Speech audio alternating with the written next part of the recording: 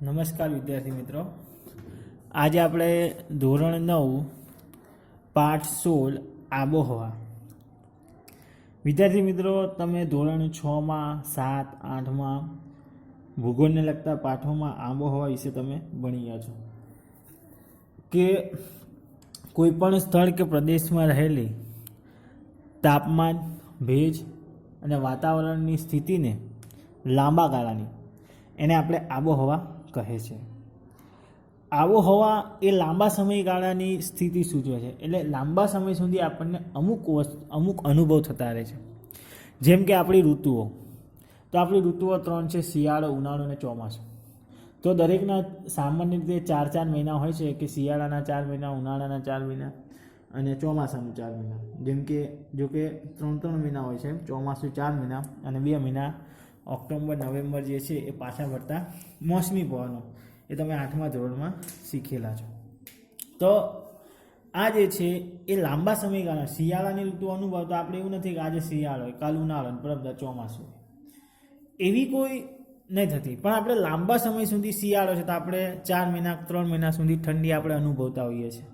જો કે અત્યારે અનિયમિત ઋતુઓ જોવા મળે છે, એટલે આપણે ચોક્કસ પ્રકારનું એ સાચું છે વિધાન કહી શકાય નહીં. પણ પહેલાં 4 મહિના તમને સતત ઠંડી લાગે, ઉનાળામાં ગરમી લાગે અને ચોમાસામાં વરસાદ પડતો. ક્યારેક વરસાદ પડે તો આપણે એને શિયાળામાં વરસાદ પડે અને આપણે માવઠું કહેતા. તો આ પરિસ્થિતિને આપણે આબોહવા કહીએ છીએ. જ્યારે ટૂંકા ગાળાની જે સ્થિતિ છે એને આપણે શું કહેવાય? હવામાન. એટલે કે લાંબા ગાળાની સ્થિતિ નહીં, લાંબા ગાળાની સ્થિતિને આપણે આબોહવા કહે છે અને ટૂંકા ગાળાની સ્થિતિને આપણે હવામાન કહીએ છીએ. આબોહવા એ વાતાવરણની લાંબા ગાળાની સરેરાશ પરિસ્થિતિ છે. સામાન્ય રીતે જે તે પ્રદેશની 35 વર્ષ કે તેથી વધુ વર્ષોમાં વર્ષા ઋતુ, ઉનાળો અને શિયાળાની સરેરાશ હવામાનની પરિસ્થિતિ પરથી તેની આબોહવા નક્કી કરવામાં આવે છે.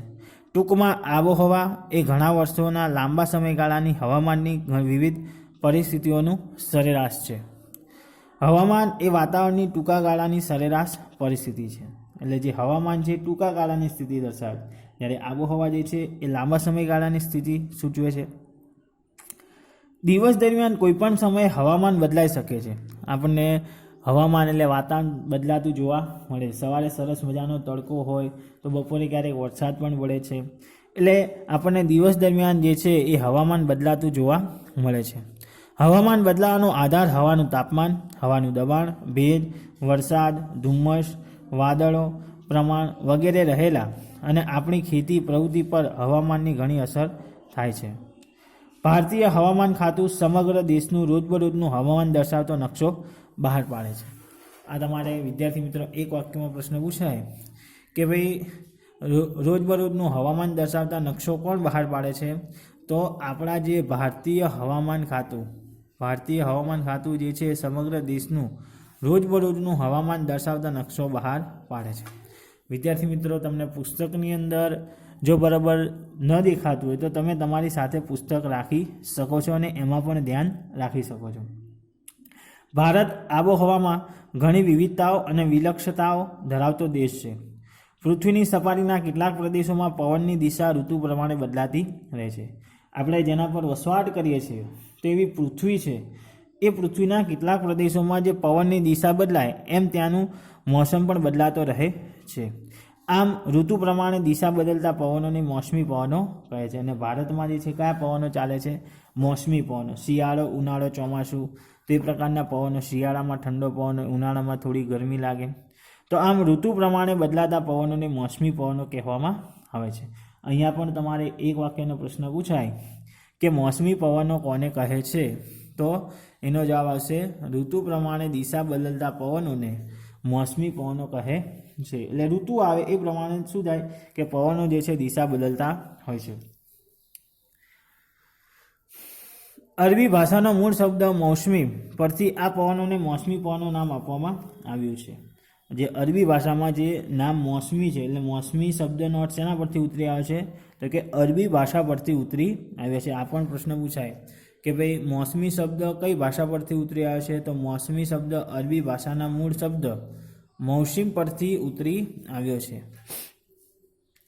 એશિયા ખંડમાં ભારત, શ્રીલંકા, બાંગ્લાદેશ, પાકિસ્તાન અને મ્યાનમાર મોસમી આબોહવા અનુભવતા મુખ્ય દેશો છે.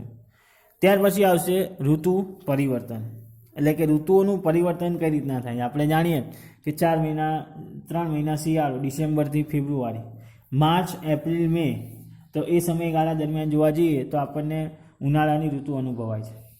જૂન, જુલાઈ, ઓગસ્ટ, સપ્ટેમ્બર, તો એ 4 મહિના જે છે ચોમાસું, જ્યારે ઓક્ટોબર, નવેમ્બર જે છે પાછા ફરતા. તો આ બધું ઋતુચક્ર કઈ રીતના ચાલે છે, આપણે ઋતુઓનો અનુભવ કઈ રીતના થાય છે, તો અહીંયા ઋતુ પરિવર્તન કઈ રીતના થાય એના વિશેની માહિતી આપેલી છે.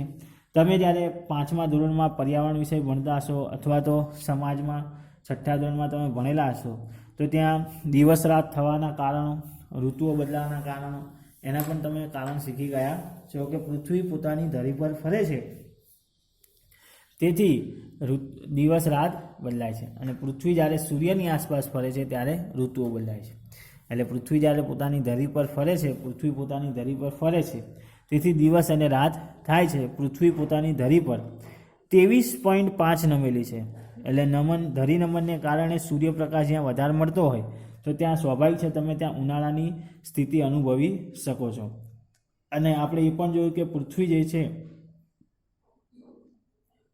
એ સૂર્યની આસપાસ ફરે છે, અને સૂર્યની આસપાસ ફરતા હોવાને કારણે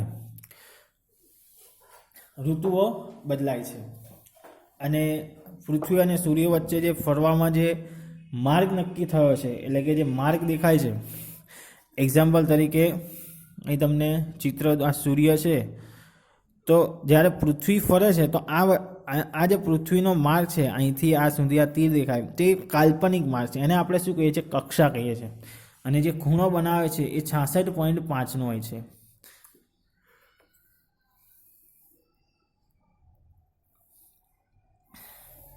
ઋતુ પરિવર્તનના મુખ્ય કારણોમાં પૃથ્વીનું સૂર્યની ચારે બાજુ પરિક્રમણ ઉપરાંત પૃથ્વીની ધરી નમનનું પણ ભાગ ભજવે છે. પૃથ્વીની ધરી 23.5 નમેલી છે. પૃથ્વી પોતાની ધરી પર કેટલા પોઈન્ટ 23.5 નમેલી છે, જે અગાઉ પણ તમે જોઈ ગયા. અને કક્ષા સાથે 66.5નો ખૂણો બનાવે છે.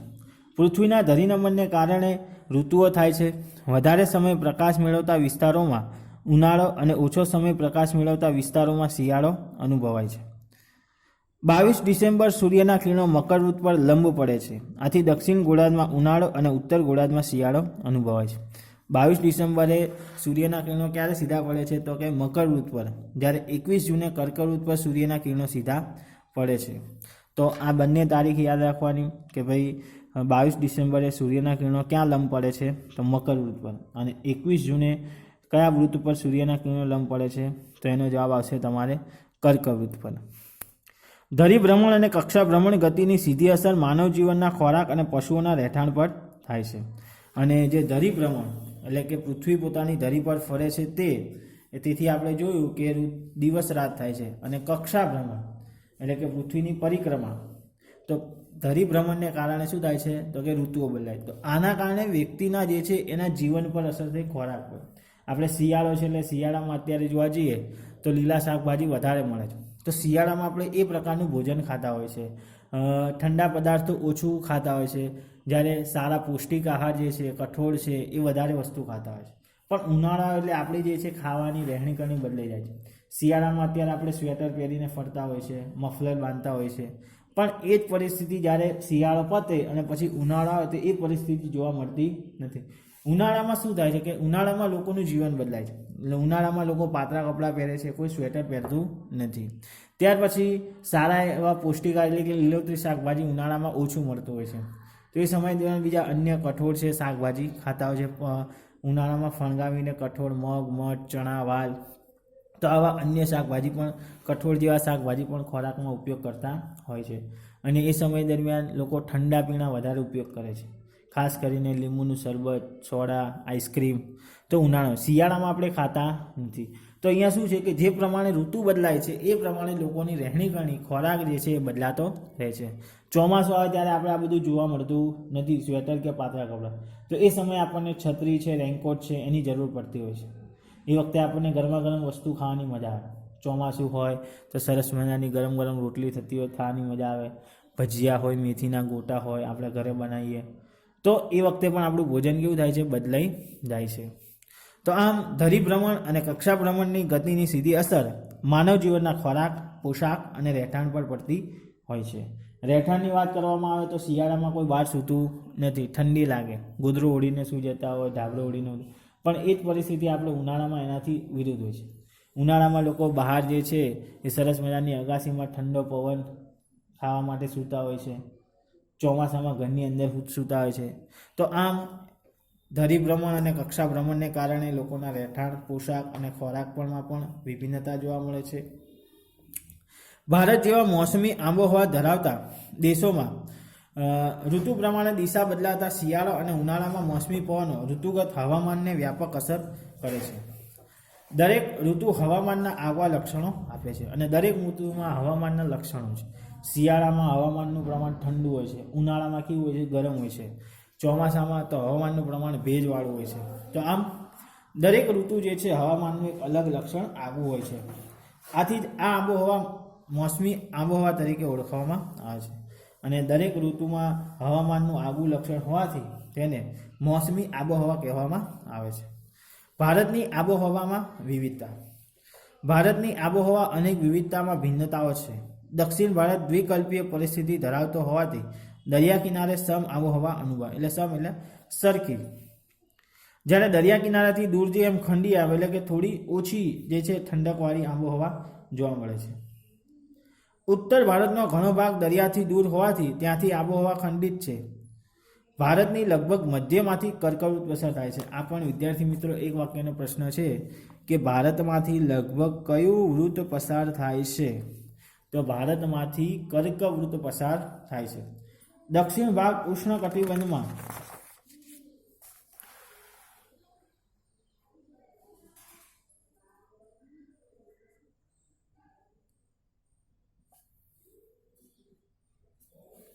અને ઉત્તર ભાગ સમશીતોષ્ણ કટિબંધમાં આવેલો છે. પરિણામે દેશના જુદા જુદા ભાગોમાં આવેલા સ્થળોનું તાપમાન અને વરસાદમાં ઘણો મોટો તફાવત નોંધાય છે. દાખલા તરીકે ઉત્તરમાં કાશ્મીરમાં આવેલા લેહ તથા મદ્રાસનું તાપમાન શિયાળામાં -45 જેટલું સુધી નીચે જતું રહે છે, એટલે ત્યાં ઠંડીનું પ્રમાણ વધારે હોય છે. જ્યારે રાજસ્થાનમાં આવેલા શ્રી ગંગાનગર તેમજ અલવર ખાતે ઉનાળાના તાપમાન 51 જેટલું ઊંચું નોંધાય છે. એટલે કે રાજસ્થાનમાં આવેલા શ્રી ગંગાનગરમાં ગરમીનું પ્રમાણ કેવું હોય છે? વધારે હોય છે. એવી રીતે પૂર્વ ભારતમાં જે મેઘાલયમાં જે ચેરાપુંજીમાં સૌથી વધારે વરસાદ પડે છે, અસમ અને મેઘાલયમાં, તેવા ચેરાપુંજીના દુનિયામાં સૌથી વધુ વાર્ષિક વરસાદ 1200 સેમી જેટલો વરસે છે. એટલે કે મેઘાલયના કયા રાજ્યમાં સૌથી વધારે વરસાદ પડે છે? તો મેઘાલયના, અહીંયા તમારે જવાબ લખવાનો કે મેઘાલયના ચેરાપુંજીમાં વરસાદ વધારે પડે છે. પૂર્વ ભારતના મેઘાલયના ચેરાપુંજીમાં વાર્ષિક 1200 સેમી જેટલો વરસાદ વધારે પડે છે.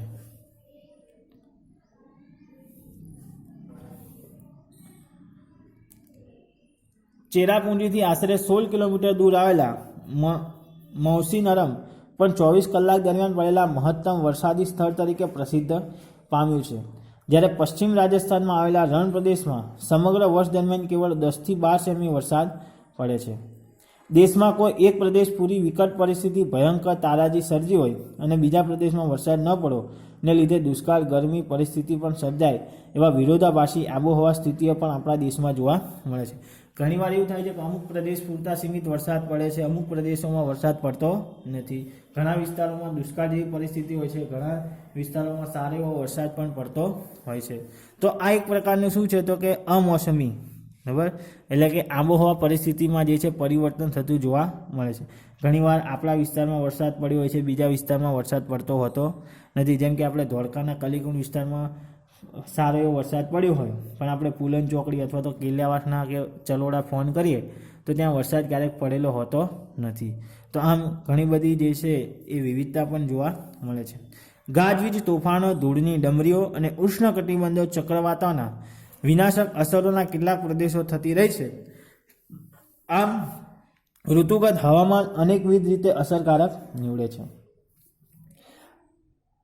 આબોહવાને અસર કરતા પરિબળો. પૃથ્વીની સપાટી પર તાપમાન, વાતાવરણીય દબાણો, પવનો, ભેજ, વરસાદ વગેરે વાતાવરણીય ઘટકોનું પ્રમાણ અને વિતરણ પર અંકુશ ધરાવતા કેટલાક પરિબળો છે કે જે આબોહવાને અસર કરતા પરિબળો ગણાય છે. એટલે અહીંયા પણ એક વાક્યનો પ્રશ્ન પૂછાય કે આબોહવાને અસર કરતા પરિબળો જણાવો, તો શું આવશે? તો પૃથ્વીની સપાટી પર તાપમાન, વાતાવરણીય દબાણ, પવનો, ભેજ, વરસાદ વગેરે વાતાવરણીય ઘટકોના પ્રમાણ અને વિતરણ પર અંકુશ ધરાવતા કેટલાક પરિબળોને જે છે એ આબોહવાને અસર કરતા પરિબળો ગણાય છે. ભારતની આબોહવાને અસર કરતા પરિબળો નીચે મુજબ છે.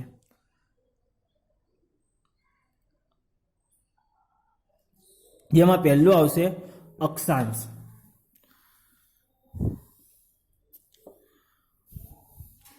પૃથ્વીની સપાટી પર આબોહવાના પ્રકાર જે તે પ્રદેશના અક્ષાંશ પ્રમાણે બદલાય છે.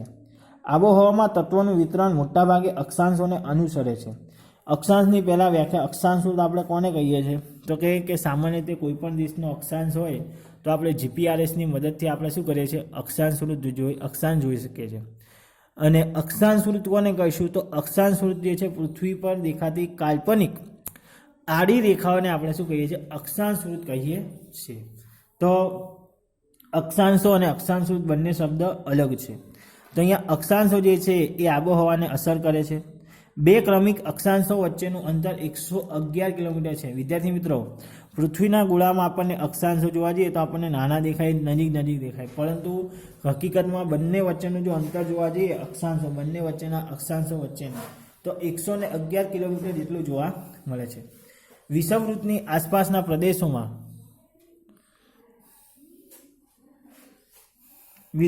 આસપાસના પ્રદેશોમાં સૂર્યના કિરણો લગભગ લંબ પડે છે, તેથી ત્યાં 12 માસ ગરમી પડે છે. ભારત ઉષ્ણકટિબંધ અને સમશીતોષ્ણ કટિબંધ એવા બે આબોહવા પરિસ્થિતિ ધરાવતા વિભાગમાં વહેંચી શકાય છે. અને ભારતનો નકશો છે એના મધ્યમાંથી જે કર્કવૃત્ત પસાર થાય છે એના બે ભાગ પાડી શકાય છે. એમાં પહેલો છે ઉષ્ણકટિબંધ અને બીજો સમશીતોષ્ણ કટિબંધ. ત્યાર પછી સમુદ્રથી અંતર. સમુદ્ર વિસ્તારથી જમીન પ્રદેશોના અંતરો એ આબોહવા પર અસર કરનારું બીજું મહત્વનું પરિબળ છે. સૂર્યની ગરમી સંઘરવા તેમજ તેની આપલે કરવાની શક્તિ જમીન અને પાણીમાં જુદી જુદી હોય છે. એટલે જે ગરમીનું પ્રમાણ છે એમાં પાણીની અંદર ગરમીનું પ્રમાણ, જમીનની અંદર ગરમીનું પ્રમાણ જે છે બંને કેવું હોય છે? અલગ અલગ હોય છે. પરિણામે સમુદ્ર અને તેના કિનારાના નજીકના ભૂમિભાગો પર સમ આબોહવા અનુભવે છે, જ્યારે કિનારાથી દૂરના અંદરના ભાગો તરફ જતા ભૂમિખંડોની આબોહવા વિષમ બને છે. ભારતમાં મુંબઈ દરિયા કિનારે હોવાથી ત્યાં સમ આબોહવા રહે છે. મુંબઈના દરિયા કિનારે કેવી આબોહવા અનુભવાય છે? તો ભારતના મુંબઈ દરિયા કિનારે હોવાથી સમ આબોહવા અનુભવાય છે.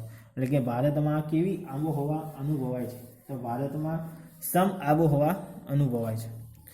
એનું મુખ્ય કારણ તો કે ભારત જે છે એ મુંબઈના દરિયા કિનારે આવેલું છે એટલા માટે. જ્યારે નાગપુર કે દિલ્હી દરિયાથી દૂર હોવાથી ત્યાં વિષમ આબોહવા અનુભવાય છે. જો ભારત મુંબઈના દરિયા કિનારાથી નજીક આવેલો છે એટલા માટે ત્યાં સમ આબોહવા અનુભવાય છે, જ્યારે દિલ્હી અને નાગપુર જે છે એ મુંબઈના દરિયા કિનારાથી દૂર આવેલા છે એટલે ત્યાં સમ આબોહવા અનુભવાય છે. એટલે કે વિષમ આબોહવા અલગ એટલે કે અનુભવાય છે. સમુદ્રની સપાટીથી ઊંચાઈ. આબોહવાને અસર કરતા પરિબળોનું ત્રીજું છે સમુદ્ર સપાટીથી ઊંચાઈ. સમુદ્રની સપાટીથી વાતાવરણમાં જેમ જેમ ઊંચે જઈએ તેમ તેમ હવાનું દબાણ અને હવાનું તાપમાન ઘટતું જોવા મળે છે, જ્યારે ભૂપૃષ્ઠની ઊંચાઈ વરસાદમાં વધારો કરે છે. હિમાલય પર્વતની ઊંચાઈને લીધે તેના બહુ ઊંચા શિખરો 12 માસ બરફથી છવાયેલા રહે છે. એટલે હિમાલય પર્વત બહુ ઊંચા હોવાથી એના જે પર્વતો જે છે 12 માસ જે છે એ બરફથી છવાયેલા જોવા મળે છે. ભેજવાળી હવા ઊંચે ચડતા ઠંડી બને છે અને વરસાદ પણ આપે છે. અસમ, મેઘાલયના પહાડી પ્રદેશોમાં તો જેમ ઊંચાઈ વધતી જાય છે તેમ વરસાદનું પ્રમાણ પણ વધતું જાય છે. સામાન્ય પરિસ્થિતિમાં પૃથ્વી સપાટીથી ઊંચે તરફ જતાં 165 મીટરે 1 સેલ્સિયસ અથવા તો સરેરાશ 1000 મીટરે 6.5 સેલ્સિયસ તાપમાન ઘટે છે. ત્યાર પછી આવશે વાતાવરણીય દબાણ અને પવનો. ભારત ઉત્તર પૂર્વીય વ્યાપારિક પવનોવાળા ક્ષેત્રોમાં આવેલા છે. આ પવનો ઉત્તર ગોળાર્ધમાં ઉષ્ણકટિબંધ ગુરુદાબ પટ્ટના ભારે દબાણ પટ્ટાઓ દ્વારા સર્જાય છે. આ પવનો પૃથ્વીના ધરીભ્રમણને લીધે થોડા મરડાઈને વિષુવવૃત્ત તરફ વાય છે. ભૂતકાળમાં દરિયાઈ માર્ગે થતા વેપારો માટે આ પવનોનો લાભ લેવામાં આવતો હોવાથી તેને વ્યાપારી પવનો કહેવામાં આવે છે. એટલે કે જે આ પવનો છે એનાથી ભૂતકાળમાં દરિયાઈ માર્ગે શું કરવામાં આવતો, વેપાર કરવામાં આવતો હતો, ત્યારે આ પવનોનો ઉપયોગ કરવામાં આવતો હતો, એટલે એને શું કહેવામાં આવે છે, વ્યાપારી પવનો. આ પવનો ભૂભાગમાંથી ઉત્પન્ન થઈને વાતા હોવાથી સામાન્ય ભેજનું પ્રમાણ ઓછું હોય છે, પરંતુ ભારતની દક્ષિણે હિન્દ મહાસાગર આવેલો છે, તેથી પશ્ચિમ અરબ સાગર અને પૂર્વમાં બંગાળની ખાડી આ વિશાળ જળરાશિને લીધે તેના ઉપર વાતા પવનો ભેજવાળા બને છે અને ભારતમાં વરસાદ લાવે છે. ભારતમાં વરસાદ લાવવાનું કારણ શું, તો કે ભારતના પૂર્વમાં આવેલી બંગાળની ખાડી, પશ્ચિમમાં અરબ સાગર અને દક્ષિણમાં હિન્દ મહાસાગર આવેલો છે, તેના પરથી જે પવનો વાય છે એ શું કરે છે, ભારતની અંદર વરસાદ લાવે છે. આ પણ તમારે પ્રશ્ન પૂછાય એવો છે. ત્યાર પછી આગળ શિયાળામાં હિમાલયની ઉત્તરમાં ભારે દબાણ હોય છે. આ ક્ષેત્રમાંથી ઠંડા અને સૂકા પવનો દક્ષિણના હળવા દબાણવાળા સમુદ્રી વિસ્તારો તરફ વાય છે. ઉનાળામાં મધ્ય એશિયા અને ભારતના ભૂમિ ભાગોમાં ઊંચા તાપમાનને કારણે હવાનું હલકું દબાણ રચાય છે. આ સમયે દક્ષિણ હિન્દ મહાસાગર પર ભારે દબાણ હોય છે, તેથી હિન્દ મહાસાગર પરથી પવનો ઉત્તરના હલકા દબાણ તરફ ખેંચાઈ આવે છે. આ પવનોને દક્ષિણ પશ્ચિમ મોસમી પવનો કહે છે. તે ભેજવાળા હોવાથી ભારતમાં વરસાદ લાવે છે અને એ પણ શું કરે છે, ભારતમાં વરસાદ લાવે છે. ત્યારબાદ આગળ જોવા જઈએ, ભારતીય વિસ્તારથી દૂર આવેલા કેટલાક પ્રદેશો ઉપર ક્યારેક વિશિષ્ટ ઘટના આકાર લે છે, જ્યાંથી આબોહવા દીર્ઘકાલીન પ્રણાલી તે સમય પૂરતો થોડો તફાવત સર્જાય છે. એટલે અમુક પ્રકારની જે છે અલગ પ્રકારની ઘટના બનતી હોય છે, ત્યારે ભારતીય પ્રણાલી જે પરંપરાગત રીતે આબોહવા અનુભવાય છે એમાં થોડો તફાવત જોવા મળે છે. ભારતના હવામાન ઉપર જેટ સ્ટ્રીમ, પશ્ચિમી વિક્ષોભ, અનનિનો, આઈટીસી ઝોન જેવી ઘટનાઓ પણ ઘણી અસરો કરે છે. આમ છતાં એકંદરે ભારતની મોસમી આબોહવાની લાક્ષણિકતાઓ જળવાઈ રહે છે. એટલે કે ભારતમાં જે જોવા મળતું હવામાન છે, તાપમાન છે, ભેજ છે, એની પરિસ્થિતિમાં ઘણા બધા પરિબળો જે છે એ અસર કરે છે અને કેટલાક અંશે તેમાં તફાવત પણ જોવા મળે છે. આપણે ઘણીવાર જોયું છે કે શિયાળામાં ક્યારેક વરસાદ પડ્યો તો એને આપણે શું કહીએ છીએ, માવઠું કહીએ છીએ. ઉનાળામાં પણ ક્યારેક વરસાદ વરસતો હોય છે, વાવા વંટોળ પણ આવતું હોય છે. તો અમુક પરિસ્થિતિને ધ્યાનમાં રાખીને આ ફેરફાર થતો જોવા મળે છે. તેમ છતાં ભારતની જે આબોહવા જે છે એ આબોહવા મોસમી આબોહવા કહેવામાં આવે છે. ત્યાર પછી આગળ છે વિદ્યાર્થી મિત્રો, ભારતનું ઋતુ ચક્ર.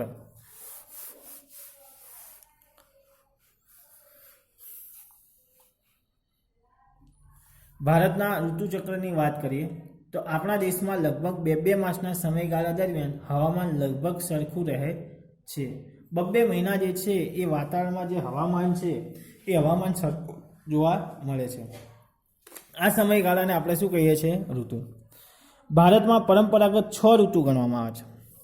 જો આપણે મુખ્ય ઋતુ કહીએ તો 3 છે, પણ પરંપરાગત રીતે વાત કરવામાં આવે તો 6 છે. એમાં પહેલી જોવા જઈએ તો હેમંત અને શિશિર, બીજી છે વસંત અને ગ્રીષ્મ, અને વર્ષા અને શરદ. આપણે ત્યાં પરંપરાગત રીતે 6 ઋતુ, શિશિર અને વસંત, ગ્રીષ્મ અને હેમંત અને શિશિર, વસંત અને ગ્રીષ્મ, અને વર્ષા અને શરદ. આ ઋતુઓમાં પણ નજીકમાં આવતી 2 ઋતુઓ હવામાનની પરિસ્થિતિને બહુ મોટો તફાવત જોવા મળતો નથી. બે ઋતુઓને સાથે ગણીને તો વર્ષની મુખ્ય 3 ઋતુ થાય. જો બે ઋતુને એક કરી નાખીએ તો વર્ષની કેટલી ઋતુ થાય, માત્ર 3: શીત, ઉષ્ણ અને વર્ષા ઋતુ. શીતમાં જોવા જઈએ તો હેમંત અને શિશિર, જેને આપણે શીત ઋતુ કહેવાય, વસંત અને ગ્રીષ્મને ઉષ્ણ ઋતુ કહેવાય, અને વર્ષા અને શરદને આપણે શું કહેવાય, તો કે વર્ષા ઋતુ. ભારતમાં ઋતુઓ સ્પષ્ટપણે બદલાતી અનુભવાય છે. શિયાળો બેસતા ઠંડીનો પ્રારંભ થાય છે. ઉનાળામાં ક્રમશઃ તાપમાનમાં વધારો થતો જોવા મળે છે. મેં કીધું એમ કે શિયાળો આવે ત્યારે આપણને ઠંડી લાગે, ઉનાળામાં ગરમી લાગે. એટલે ઉનાળામાં ક્રમશઃ તાપમાનમાં વધારો થાય છે. ચોમાસું બેસતા હવામાં ભેજ વધવા મળે છે. એટલે જેવી ચોમાસાની શરૂઆત થાય એવું જ વાતાવરણમાં ભેજ જોવા મળે છે અને વરસાદ આવે છે. ભારત સરકાર દિલ્હી ખાતે આવેલી હવામાન હવામાન ખાતા કચેરી ક્યાં આવેલી છે એવું પૂછાય પ્રશ્ન કે ભાઈ હવામાન ખાતાની કચેરી તો ક્યાં આવેલી છે? દિલ્હીમાં. આબોહવા સંદર્ભમાં સમગ્ર વર્ષની 4 ઋતુઓ છે. મેં કીધું એ પ્રમાણે કે ભારતીય સરકાર દ્વારા દિલ્હી હવામાન દ્વારા કેટલી તો કે 4 ઋતુઓ છે. એમાં પહેલી શીત એટલે કે શિયાળો, ડિસેમ્બરથી ફેબ્રુઆરી. બીજું છે ઉષ્ણ ઋતુ એટલે કે ઉનાળો, માર્ચથી મે, આ પણ 3 મહિના. ડિસેમ્બર, જાન્યુઆરી, ફેબ્રુઆરી. પછી માર્ચ, એપ્રિલ, મે, એના પણ 3 મહિના. જ્યારે વર્ષા ઋતુ ચોમાસું જે છે 4 મહિનાનું, એટલે જૂનથી સપ્ટેમ્બર, જૂન, જુલાઈ, ઓગસ્ટ અને સપ્ટેમ્બર, એટલે 4 મહિના જે છે એ ચોમાસાના. એટલે 4 ને 3 7, 7 ને 3 10, એટલે હજી 2 મહિના રહ્યા. એ શું છે? નિવર્તન. નિવર્તન એટલે પાછા ફરતા મોસમી પવનો, જે પહાડી પર્વતોને અથડાઈને જે પવનો પાછા ફરે છે, મોસમી પવનો, તો એનો સમયગાળો ઓક્ટોબરથી નવેમ્બર, એટલે 2 મહિનાનો. તો આમ 12 મહિનાને 3 મહિના શિયાળાના, 3 મહિના ઉનાળાના, 4 મહિના ચોમાસાના અને 2 મહિના પાછા ફરતા મોસમી પવનો. તો શિયાળાનો સમયગાળો પૂછાય તો આપણે લખવાનું ડિસેમ્બરથી ફેબ્રુઆરી, એ શિયાળાનો સમયગાળો. જ્યારે ઉનાળાનો પૂછાય તો માર્ચથી મે. ચોમાસામાં તો જૂનથી સપ્ટેમ્બર. અને નિવર્ત એટલે પાછા ફરતા મોસમી પવનોમાં શું આવે? ઓક્ટોબરથી નવેમ્બર. તો આમ આ ઋતુઓ જે છે એ ભારતનું ઋતુચક્ર છે. અહીંયા તમને ભારતનું ઋતુચક્ર આપેલું છે. તમારે તમારી નોટમાં પણ દોરીને વ્યવસ્થિત રીતે કરવાનું છે.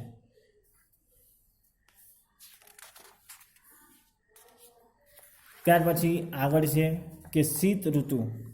તો ડિસેમ્બરથી ફેબ્રુઆરીનો સમયગાળો જે છે એ શીત ઋતુનો ગણવામાં આવે છે. તો ભારતમાં ડિસેમ્બરથી ફેબ્રુઆરી 3 માસના સમયગાળામાં શીત ઋતુનો એટલે કે શિયાળો ગણવામાં આવે છે. 22મી સપ્ટેમ્બરથી 21 માર્ચ સુધી સૂર્યના કિરણો દક્ષિણ ગોળાર્ધમાં સીધા પડે છે. જે 22મી સપ્ટેમ્બરથી 21મી માર્ચ સુધીના જે છે ત્યાં સૂર્યના કિરણો કેવા પડે છે? તો કે સીધા પડે છે. ભારતના ઉત્તર ગોળાર્ધમાં આવેલો હોવાથી ડિસેમ્બરથી ફેબ્રુઆરી સૂર્યના કિરણો જે છે એ ત્રાંસા પડે છે. ભારત જે છે કે આ ઉત્તર ગોળાર્ધમાં આવેલો છે, એટલે જે દક્ષિણ ગોળાર્ધમાં છે ત્યાં તો સીધા પડે એટલે ત્યાં ઉનાળો છે. પણ આપણે જે દક્ષિણ ભાગમાં આવેલા છે એમાં સૂર્યના કિરણો ડિસેમ્બરથી ફેબ્રુઆરી સુધી ત્રાંસા પડે છે, એટલે ત્યાં જે છે ઓછું તાપમાન હોય છે અને ત્યાં આપણે શિયાળાની ઋતુ અનુભવે.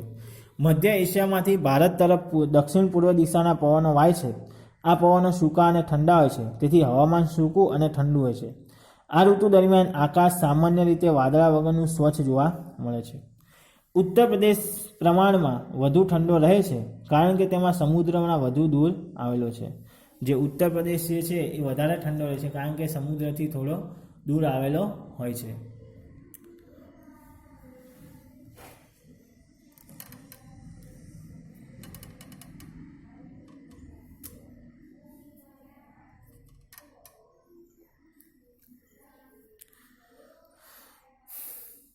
શિયાળામાં આ પ્રદેશ પર હવાનું ભારે દબાણ તૈયાર થાય છે, આથી પવનોની દિશા બદલાય છે. અહીંના ભારે દબાણમાંથી ઠંડા અને સૂકા પવનો ઉદ્ભવે છે. આ પવનો જ્યાં પહોંચે છે ત્યાં તાપમાનનો ઘટાડો કરે છે. દિલ્હીમાં શિયાળાનું તાપમાન ઘણીવાર 10 સેલ્સિયસ કરતાં પણ નીચું જતું રહે છે. દિલ્હીમાં જ્યારે શિયાળામાં જે છે કેટલું 10 સેલ્સિયસ કરતાં પણ ઓછું જતું રહે છે. જ્યારે અલ્હાબાદમાં 16 સેલ્સિયસ અને કોલકાતામાં 18 સેલ્સિયસ તાપમાનની આસપાસ રહે છે. આ સમયે હિમાલયમાં તાપમાન અત્યંત ઓછું હોય છે. શિમલા, દાર્જિલિંગ જાન્યુઆરી માસમાં પણ તાપમાન 5 સેલ્સિયસ જેવું હોય છે. આમ હિમાલય જ્યારે હિમવર્ષા થાય ત્યારે ઠંડી અને ભારે હવા ઉત્તર ભારતના મેદાનો તરફ ઘસી આવે છે. જ્યારે હિમવર્ષા જેવી પરિસ્થિતિ સર્જાય ત્યારે તેના પવનો ઉત્તર ભારત તરફ ઘસી આવે છે. પરિણામે મેદાનો સહિત રાજસ્થાન અને ગુજરાતમાં ઠંડીનું મોજું ફરી વળે છે. તાપમાનમાં એકાએક ઘટાડો થાય છે. કેટલાક ભાગોમાં હિમ પડતા કપાસ જેવા પાકને નુકસાન થાય છે. અલબત્ત શીત ઋતુમાં ઊંચા પર્વતીય વિસ્તારો સિવાય ભારતમાં તાપમાન ઠાર બિંદુથી નીચે જતું નથી, કારણ કે હિમાલયની ગિરિમાળાઓ મધ્ય એશિયા તરફથી આવતા અતિશય ઠંડા પવનોને રોકે છે અને સખત ઠંડીથી બચાવે છે. શિયાળા દરમિયાન ઉત્તર ભારત કરતાં દક્ષિણ ભારતની પરિસ્થિતિ જુદી છે. શિયાળા કરતાં શું છે? દક્ષિણ ભારતની પરિસ્થિતિ કેવી જોવા મળે છે? અલગ. દક્ષિણ ભારત ઉષ્ણકટિબંધમાં આવેલો છે. દક્ષિણ ભારત કયા કટિબંધમાં આવેલો છે? તો કે ઉષ્ણકટિબંધમાં. વિષુવવૃત્તની નજીક તથા દ્વિકલ્પી આકાર ધરાવે છે. તેના અંદરના ભાગમાં આવેલા પ્રદેશો સમુદ્રથી વધુ દૂર નથી, તેથી અહીં શિયાળામાં ઉત્તર ભારત જેવી કાતિલ ઠંડી અનુભવાતી નથી. એટલે એ સમુદ્રથી વધારે દૂર હોતા નથી. હિમવર્ષા પણ થતી નથી. તાપમાન ઘણું નીચું પણ જતું નથી. દાખલા તરીકે જાન્યુઆરી માસમાં કોચીનું તાપમાન 26 સેલ્સિયસ, મદુરાઈમાં 25 સેલ્સિયસ અને ચેન્નાઈમાં 24 સેલ્સિયસ તાપમાન હોય છે. જો કે દક્ષિણ ભારતમાં પહાડી સ્થળોમાં નીચા તાપમાનનો અનુભવ કરે છે. દક્ષિણથી ઉત્તર તરફ જતા તાપમાનમાં ઘટાડો થતો જાય છે. ભારતમાં શિયાળો ખૂબ જ સ્ફૂર્તિદાયક અને આરોગ્યવર્ધક હવામાનનો ઋતુનો ગણવામાં આવે છે. લાંબી અને ઠંડી રાત્રિના કારણે વહેલી સવારે ઝાકળ અને ધુમ્મસના ઘણા ભાગમાં અતિ સામાન્ય છે. દિવસો ટૂંકા અને રાત્રિ કેવી હોય છે? લાંબી. શિયાળામાં જે છે એ દિવસ કેવો ગણાય છે? ટૂંકો, એટલે કે આપણને ઝડપથી અંધારું થાય છે. આપણે ઉનાળાની ઋતુ હોય તો 6-7 વાગે પણ અજવાળું જોવા મળે. તો શિયાળામાં દિવસ ટૂંકો અને રાત લાંબી હોય છે. શિયાળામાં જમીન પર વાતા સૂકા પવનો સામાન્ય રીતે વરસાદ લાવતા નથી, પણ ઉત્તર પૂર્વના મોસમી પવનો બંગાળની ખાડીને ઓળંગીને ભેજ લઈને આવે છે. આ ભેજવાળા પવનો કોરોમંડળ તટ ઉપર વધુ વરસાદ આપે છે. ઉત્તર પૂર્વ ભારતમાં પશ્ચિમી વિક્ષોભ થતાં વંટોળના લીધે થોડો વરસાદ પડે છે. પંજાબ તથા હરિયાણામાં આ વરસાદ રવિ પાક માટે ખૂબ જ અનુકૂળ છે. પંજાબ અને હરિયાણામાં શું થાય છે? તો કે રવિ પાક ખૂબ જ અનુકૂળ આવે છે, એટલે ઘઉંનો પાક. આ પવનો ક્યારેક ગુજરાતમાં પણ વરસાદ આપે છે. કમ સમયે વરસાદ પડતા આ વરસાદને કમોસમી પવનો કહે છે. મેં કીધું કે શિયાળામાં ક્યારેક વરસાદ પડે છે તો તેને આપણે શું કહેવામાં આવે છે? તો કે એને કમોસમી એટલે કે માવઠું કહેવામાં આવે છે. તો અહીંયા આપણે ભારતની મુખ્ય ઋતુઓ 3 શિયાળો, ઉનાળો, ચોમાસુમાં જે શીત ઋતુ છે ડિસેમ્બરથી ફેબ્રુઆરીનો સમયગાળો, તો એના વિશેનું જોયું. અહીંયા આટલું રાખીએ જ આપણે વિદ્યાર્થી મિત્રો. નેક્સ્ટ વિડીયોમાં હું તમને આગળ ગ્રીષ્મ ઋતુ એટલે કે માર્ચથી મે મહિના સુધીનું જે છે એના વિશેની આપણે ચર્ચા કરશું. ત્યાં સુધી તમે રીડિંગમાં, હોમવર્કમાં તમે આને લગતા જે પ્રશ્નો એ વાંચજો, તમારી રીતે તૈયાર કરજો. અને કોઈ તકલીફ હોય તો ફોન કરીને પણ તમે દીપ સરને જણાવી શકો છો. તમારે સ્વાધ્યાય ખાસ લખવાનું છે વિદ્યાર્થી મિત્રો. પાઠ પૂરે થાય એટલે ક્યારેક હું સૂચના આપવાની રહી જાય, પણ તમારે જે ચેપ્ટર ચાલે છે એ બધા જ ચેપ્ટરના તમારે સ્વાધ્યાય લખવાના છે. ત્યાર પછી તમારી જોડે અસાઇનમેન્ટ આવશે, એનું પણ તમારે જે છે એ રીડિંગ કરવાનું છે.